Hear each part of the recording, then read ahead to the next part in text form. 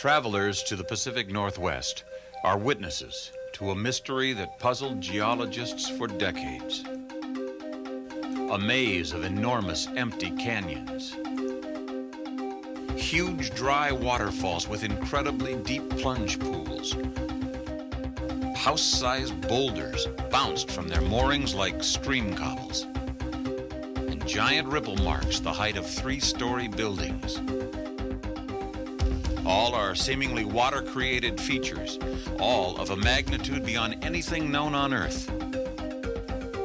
Yet they lie hundreds of miles from any major body of water. In 1923, geologist J. Harlan Bretz proposed a theory for these bizarre landforms. A flood of cataclysmic proportions, greater than any flood ever documented from the geologic record.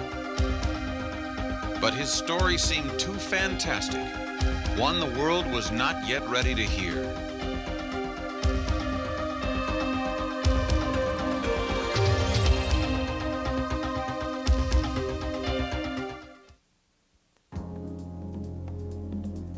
Floods of a different sort were known to have occurred in the region.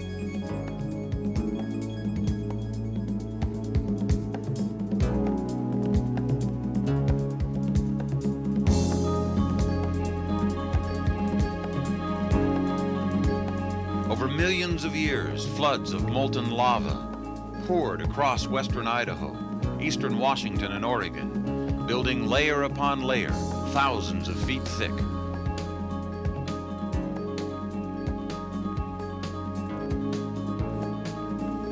As the lava cooled, it tended to shrink and crack, forming vertical columns of basalt. The volcanic fires were followed by the deep freeze of the Ice Age. Little more than 15,000 years ago, the continental ice sheet crept southward into the Pacific Northwest. A finger of the ice sheet reached into the Idaho Panhandle, blocking the mouth of the Clark Fork River. It created an ice dam half a mile high, and as water backed up into the deep mountain valleys of western Montana, it began to form an enormous lake. Lake Missoula stretched for hundreds of miles and was at least 2,000 feet deep. It contained 500 cubic miles of water, as large as some of today's Great Lakes. At 2,000 feet, it was deeper than any lake in the United States today. Faint shorelines etched into the mountains above the city of Missoula, Montana, show that even that far east, the lake was nearly 1,000 feet deep. No other glacial lake has been so deep against its dam. No glacially dammed lake as large as Lake Missoula has stood so high above the country downstream. But the ice dam could only temporarily restrain such an immense volume of water. When the water reached its maximum depth, it burst through the ice barrier, shooting out of Clark Fork Canyon at a rate 10 times the combined flow of all the rivers of the world. At that rate, the lake would have drained in as little as 48 hours. As the water raced toward the ocean, it reached speeds in excess of 65 miles per hour.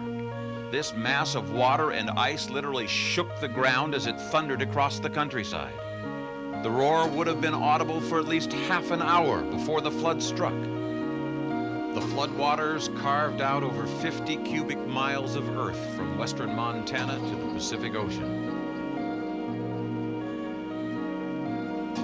Entire sections of the rolling Palouse Hills of eastern Washington were quickly transformed as up to 200 feet of soil were stripped away down to the underlying lava bedrock, scouring it into a rough scab-like surface.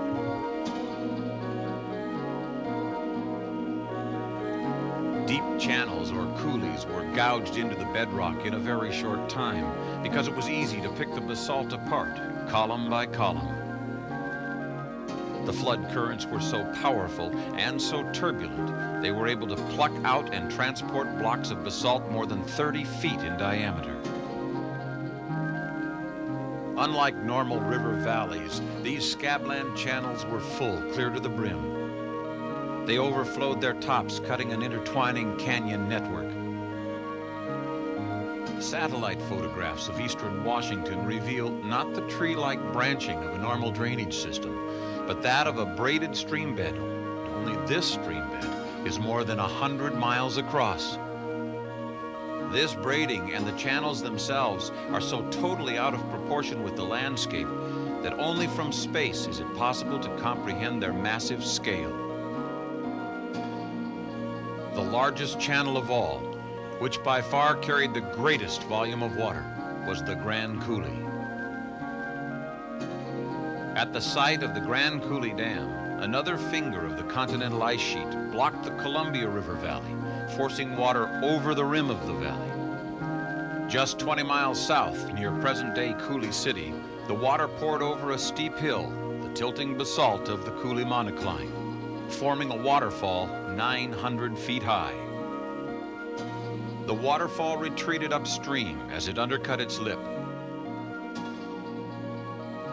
leaving behind a gorge 20 miles long, up to 6 miles wide, and 900 feet deep. The Upper Grand Coulee is probably the world's finest example of a receded waterfall gorge. But during the peak of the flood, it was the Lower Grand Coulee that boasted the largest waterfall in the world, 3.5 miles wide and over 400 feet high. What is now known as Dry Falls, if it were flowing today, would dwarf Niagara Falls.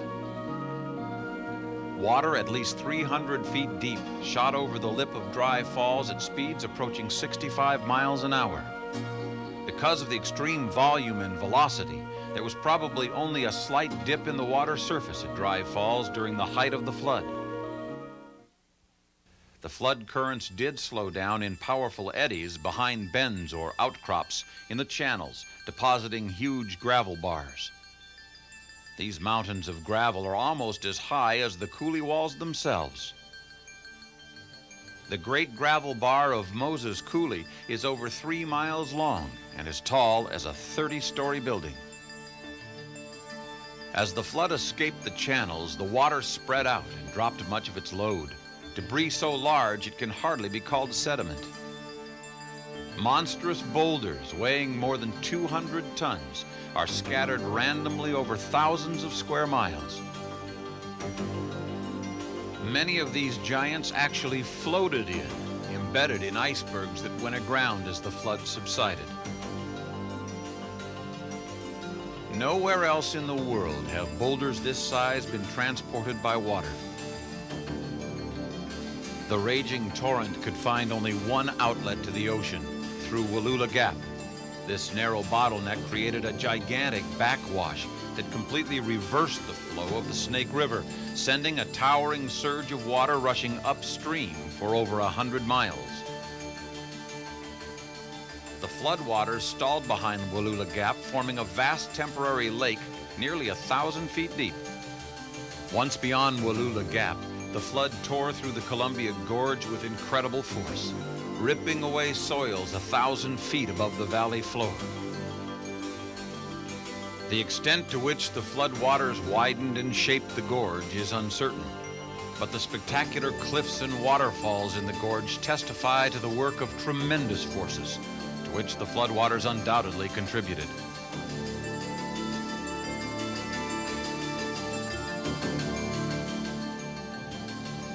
Released from the confines of the gorge, the flood swept far south into Oregon. Much of the Willamette Valley was drowned under the floodwaters, and water levels reached 400 feet where Portland stands today.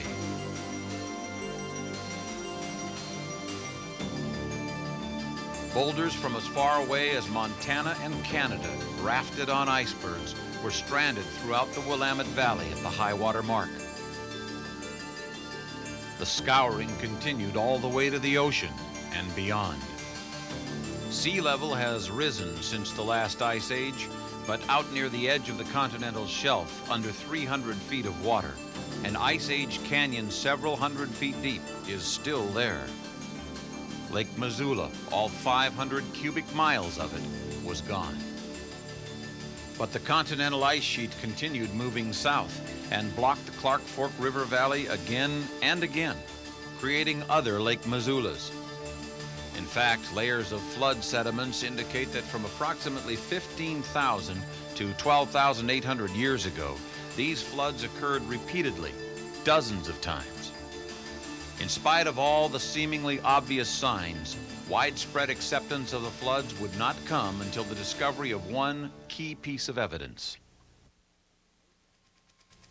In the Camas Prairie of western Montana lie a series of rather unassuming, long-rolling hills. It took a leap of imagination and the advent of aerial photography to see them for what they were. From 5,000 feet up, it was as obvious as taking a walk on the beach.